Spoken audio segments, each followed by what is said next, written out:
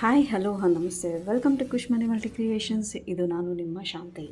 Friends, Karthik ಮಾಸ ಅಂತಂದ್ರೇ ತುಂಬ ಒಳ್ಳೆ ಮಾಸ ಅಂತ ಹೇಳ್ತೀವಿ.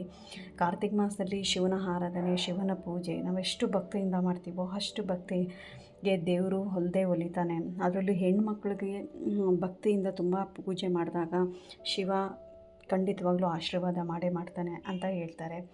ಸೊ ಹಾಗೆಯೇ ಕಾರ್ತಿಕ್ ಮಾಸದಲ್ಲಿ ಶಿವನ್ನ ನಾವು ಹೇಗೆ ಪೂಜೆ ಮಾಡ್ತೀವೋ ಹಾಗೆ ನಮ್ಮ ಮನೆ ದೇವ್ರುಗಳಿಗೂ ಈ ಮಾಸದಲ್ಲಿ ಪೂಜೆ ಮಾಡ್ಕೊಳೋದ್ರಿಂದ ತುಂಬಾ ಒಳ್ಳೆಯದು. ಯಾಕಂದರೆ ಕೆಲವೊಬ್ಬರ ಮನೇಲಿ ಆಂಜನೇಯ ಆಗಿರ್ಬೋದು, ವೆಂಕಟರಮಣ ಸ್ವಾಮಿ ಆಗಿರ್ಬೋದು, ಹೀಗೆ ಒಂದೊಂದು ದೇವರು ಇರುತ್ತೆ.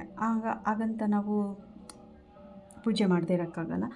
ಆ ಮಾಸದಲ್ಲಿನೂ ನಾವು ನಮ್ಮನೆ ದೇವ್ರುಗಳ್ನ ನೆನೆಸ್ಕೊಂಡು ಪೂಜೆ ಮಾಡಿ, ಹಾಗೆ ಜೊತೇಲಿ ಶಿವನೂ ನೆನೆಸ್ಕೊಂಡು ಪೂಜೆ ಮಾಡೋದ್ರಿಂದ ತುಂಬಾ ಒಳ್ಳೆಯದು ಅಂತ ಹೇಳ್ತಾರೆ. ಬಟ್ ಕಾರ್ತಿಕ್ ಮಾಸದಲ್ಲಿ ಯಾರೇ ಮಾಡಿದ್ರೂ ದೇವರು ಆಶೀರ್ವಾದ ಮಾಡುತ್ತೆ ಅಂತ ಹೇಳ್ತಾರೆ. ಹಾಗೆಯೇ ನಾನು ಇಲ್ಲಿ ಕಾರ್ತಿಕ್ ಮಾಸ ಅಂಥೇಳಿ ನಾನು ನಮ್ಮ ಮನೆಯೆಲ್ಲ ಸ್ವಚ್ಛ ಮಾಡಿಕೊಂಡು ಪೂಜೆ ಮಾಡ್ಕೊಂಡಿದ್ದೀನಿ. ಅದಕ್ಕೆ ಕಾರ್ತಿಕ್ ಮಾಸದಲ್ಲಿ ನಾವು ಸಾಯಂಕಾಲ ಆದರೆ ದೀಪ ಹಚ್ತೀವಿ. ಕಾರ್ತಿಕ್ ಮಾಸದಲ್ಲಿ ದೀಪ ಹಚ್ಚೋದು ತುಂಬಾ ಒಳ್ಳೆಯದು ಅಂತ ಹೇಳ್ತಾರೆ. ಹಾಗೆ ತುಳಸಿ ಗಿಡಕ್ಕೂ ಪೂಜೆ ಮಾಡ್ಕೊಳೋದು ತುಂಬಾ ಒಳ್ಳೆಯದು ಅಂತ ಹೇಳ್ತಾರೆ. ಈ ಕಾರ್ತಿಕ್ ಮಾಸದಲ್ಲಿ ನಾವು ಡೈಲಿ ಪೂಜೆ, ನಮ್ಮದು ವಾರ ಯಾವತ್ತಿರುತ್ತೋ ಆವತ್ತು ಬಾಗಿಲೆಲ್ಲ ತೊಳ್ಕೊಂಡು, ಬಾಗಿಲಿಗೆ ಅರಿಶಿನ ಕುಂಕುಮ ಇಟ್ಟು ರಂಗೋಲಿ ಬಿಟ್ಕೊಂಡು, ಮತ್ತು ತುಳಸಿ ಗಿಡಕ್ಕೂ ಅಷ್ಟೇ ಹಾಗೆಯೇ ಕುಂಕುಮ ಅವೆಲ್ಲ ಇಟ್ಕೊಂಡು ರಂಗೋಲಿ ಬಿಟ್ಕೊಂಡು ದೀಪ ಹಚ್ಚೋದ್ರಿಂದ ತುಂಬಾ ಒಳ್ಳೆಯದು ಅಂತ ಹೇಳ್ತಾರೆ. ಮತ್ತು ನಾವು ಎಷ್ಟು ಭಕ್ತಿಯಿಂದ ಪೂಜೆ ಮಾಡ್ತೀವೋ ಅಷ್ಟು ತುಂಬಾ ಒಳ್ಳೆಯದು ಅಂತ ಹೇಳ್ತಾರೆ. ಬಿಲ್ವಪತ್ರೆ ಎಲೆಗಳನ್ನೆಲ್ಲ ತಂದು ಶಿವನಿಗೆ ಆರಾಧನೆ ಮಾಡ್ತಾರೆ. ಅದನ್ನ ಇಟ್ಕೊಂಡು ಆರಾಧನೆ ಮಾಡೋದಾಗಿರ್ಬೋದು ಎಲ್ಲ ಮಾಡ್ತಾರೆ. ಹಾಗೆಯೇ ನಾನು ಅಷ್ಟೇ ಮನೆ ಪೂಜೆಗೆ ಅಂಥೇಳಿ ಹೂವು ತಂದು ಮತ್ತು ದಿಂಡು ಥರ ಪೋಣಿಸ್ಕೊತಾ ಇದ್ದೀನಿ. ನನಗೆ ಇದು ದಿಂಡು ಪೋಣಿಸ್ಕೊಳೋದಕ್ಕೆ ತುಂಬಾ ಇಷ್ಟ, ದಿಂಡು ಥರ ಮಾಡೋದಕ್ಕೆ. ಯಾಕಂದರೆ ದೇವರಿಗೆ ತುಂಬಾ ಚೆನ್ನಾಗಿರುತ್ತೆ. ಮತ್ತು ಎಷ್ಟಾಗುತ್ತೋ ಅಷ್ಟು, ಇವನ್ ನಾವು ಕಳಸ ಇಕ್ಬೇಕಾದ್ರೆ ಕಳಸಕ್ಕೆ ನಾನು ಚಂಬುಗೂ ಸಹ ದಿಂಡನ್ನು ಕಟ್ಟಿ ಹಾಕಿದ್ದೀನಿ. ಮತ್ತು ಚಂಬುಗೂ ಸಹ ಚಂಬುಗಾಗಿರ್ಬೋದು ಮತ್ತು ತೆಂಗಿನಕಾಯಿಗಾಗಿರ್ಬೋದು 2 ರೀತಿಯಲ್ಲಿ ದಿಂಡನ್ನು ಕಟ್ಟಿ ಹಾಕ್ಕೊಂಡಿದ್ದೀನಿ. ಜೊತೆಗೆ ಸ್ಟೆಪ್ ಇರಲಿ ಅಂತೇಳಿ ಕನಕಾಂಬರನೂ ಹಾಕಿದ್ದೀನಿ. ಫುಲ್ಲೂ ಎಲ್ಲ ದೇವ್ರಿಗೂ ಪೋಣಿಸೋದಕ್ಕಾಗಲಿಲ್ಲ, ಅದಕ್ಕೋಸ್ಕರ ಬರೀ ಕಳಸಕ್ಕೆ ಮಾತ್ರ ಪೋಣಿಸ್ಕೊಂಡು ನಾನು ದಿಂಡು ಥರ ಹಾಕಿದ್ದೀನಿ. ಯಾಕಂದರೆ ಎಲ್ಲ ಕೆಲಸ ಒಬ್ಬಳೇ ಮಾಡ್ಕೊಳೋದ್ರಿಂದ ಟೈಮ್ ಆಗೋಗುತ್ತೆ ಅಂತೇಳಿ ಸೊ ಕಳ್ಸಕ್ಕೆ ಮಾತ್ರನೇ ಇದು ಮಾಡ್ಕೊಂಡಿದ್ದೇನೆ. ಬಟ್ ಮಿಕ್ಕಿರೋದಕ್ಕೆಲ್ಲ ಕಟ್ಟಿರೋ ಹೂವು ತೊಗೊಂಡು ಬಂದು ನಾನು ಹಾಗೆ ರೆಡಿ ಮಾಡಿಕೊಂಡೆ, ಯಾಕಂದರೆ ಲೇಟ್ ಆಗೋಗುತ್ತೆ ಅಂತ. ಮತ್ತು ಕಾರ್ತಿಕ್ ಮಾಸದಲ್ಲಿ ತುಳಸಿ ಪೂಜೆನೂ ಅಷ್ಟೇ ಮುಖ್ಯ ಅಂತ ಹೇಳ್ತಾರೆ. ತುಳಸಿ ಗಿಡಕ್ಕೂ ಪೂಜೆ ಮಾಡೋದ್ರಿಂದ ತುಂಬಾ ಒಳ್ಳೆಯದು ಅಂತ ಹೇಳ್ತಾರೆ. ಹಾಗೆಯೇ ನಾನು ತುಳಸಿ ಗಿಡದ ಮುಂದೆ ಸ್ವಸ್ತಿಕ್ ಥರ ಹೂದಲ್ಲೇ ಅಲಂಕಾರ ಮಾಡಿಕೊಂಡೆ. ಅದು ತುಂಬಾ ಚೆನ್ನಾಗಿ ಕಾಣಿಸ್ತಾ ಇತ್ತು. ಈವನ್ ನನಗೆ ತುಳಸಿ ಗಿಡಕ್ಕೆ ಪೂಜೆ ಮಾಡ್ಕೊಳೋದು ನನಗೆ ತುಂಬಾ ಇಷ್ಟ. ಫಸ್ಟಿಂದನೂ ಅಷ್ಟೇ ತುಳಸಿ ಪೂಜೆ ಆಗಿರ್ಬೋದು, ಅಲಂಕಾರ ಮಾಡೋದಾಗಿರ್ಬೋದು ತುಂಬಾ ಇಷ್ಟ. ಎಲ್ಲನೂ ಅಲಂಕಾರ ಆದಮೇಲೆ ನಾನು ಪೂಜೆಗೆಲ್ಲ ರೆಡಿ ಮಾಡಿಕೊಂಡು, ಈವನ್ ನಮ್ಮನೆ ದೇವರು ವೆಂಕಟರಮಣ ಸ್ವಾಮಿ ಆಗಿರೋದ್ರಿಂದ ಲಕ್ಷ್ಮೀ ವೆಂಕಟರಮಣ ಸ್ವಾಮಿ, ಸೊ ಎಲ್ಲ ರೆಡಿ ಮಾಡಿಕೊಂಡು ನೈವೇದ್ಯಕ್ಕೆ ಅಂತೇಳಿ ನಾನು ಅಕ್ಕಿ ಪಾಯಸ ಮತ್ತು ರಾಗಿ ಗಂಜಿ ಇದನ್ನೆಲ್ಲ ಮಾಡಿ ದೇವರಿಗೆ ನೈವೇದ್ಯಕ್ಕೆ ಇಟ್ಟಿದ್ದೀನಿ. ನನ್ನ ಅಕ್ಕಿ ಪಾಯಸ ನಾನು ಮುಂದಿನ ವಿಡಿಯೋದಲ್ಲಿ ನಾನು ಅದನ್ನು ಅಪ್ಲೋಡ್ ಮಾಡ್ತೀನಿ, ಹೇಗೆ ಮಾಡ್ಕೊಳೋದು ಅಂತ. ಈಗ ನಂದು ಕಂಪ್ಲೀಟಾಗಿ ಎಲ್ಲ ರೆಡಿ ಆಗಿದೆ. ಈಗ ದೀಪಗಳನ್ನ ಹಚ್ಕೊತಾ ಇದ್ದೀನಿ ನಾನು. ನೀವು ನೋಡ್ಬೋದು, ಸಿಂಪಲಾಗೇ ನಾನು ರೆಡಿ ಮಾಡ್ಕೊಂಡಿದ್ದೀನಿ ಪೂಜೆನ.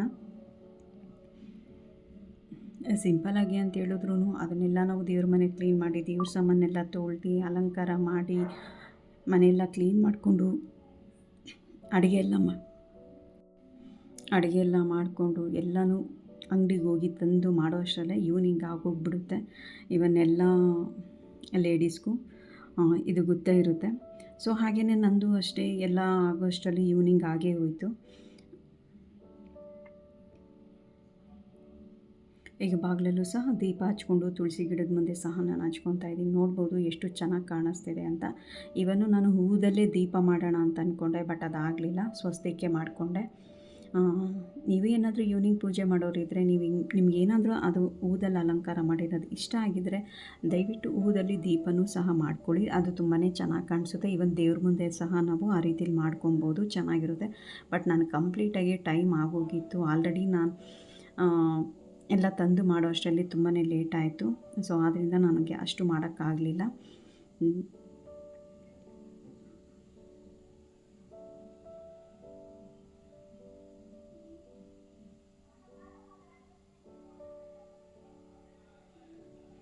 ನಾನು ತುಳಸಿ ಗಿಡಕ್ಕೂ ಅಷ್ಟೇ ಹೂವು ಎಲ್ಲ ಹಾಕ್ಕೊಂಡು ಎಲೆ ಅಡಿಕೆ ಬಾಳೆಹಣ್ಣು 11 ರೂಪಾಯಿ ಇಷ್ಟು ಸೇರಿಸಿ ನಾನು ತುಳಸಿ ಗಿಡದಲ್ಲಿ ಇಟ್ಟಿದ್ದೀನಿ. ಎಲೆ ಅಡಿಕೆ ಇಟ್ಬಿಟ್ಟು ಅದರಲ್ಲಿ 11 ರೂಪಾಯಿ ಇಲ್ಲ 5 ರೂಪಾಯಿ ಈ ಥರ ಇಡಬೇಕು ಅಂತ ಹೇಳ್ತಾರೆ.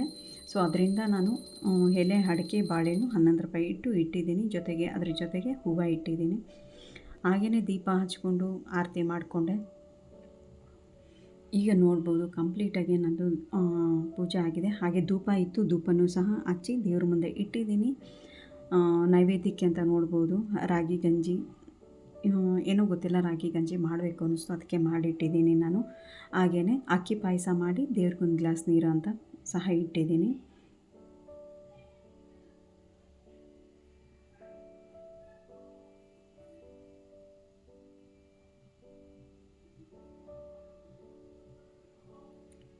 ಹೂವು ಅಂತೂ ತುಂಬಾ ಕಾಸ್ಟ್ಲಿ ಇತ್ತು. 1/4 kg ಬಂದು 60 ರೂಪಾಯಿ ಇತ್ತು ಶಾವಂತಿಗೆ.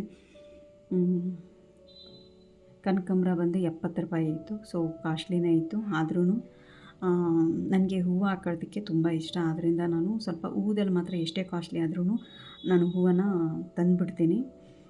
ಬೇರೆದ್ರಲ್ಲೆಲ್ಲ ಕಂಜೂಸ್ ಮಾಡಿದ್ರೂ ಹೂದಲ್ಲಿ ಸ್ವಲ್ಪ ಹ್ಯಾಪಿಯಾಗಿ ತಂದು ಮಾಡಿಬಿಡ್ತೀನಿ. ಫ್ರೆಂಡ್ಸ್, ಈ ವಿಡಿಯೋ ಇಷ್ಟ ಆಗಿರೋ ಲೈಕ್ ಮಾಡಿ, ಶೇರ್ ಮಾಡಿ, ಕಮೆಂಟ್ಸ್ ಮಾಡಿ.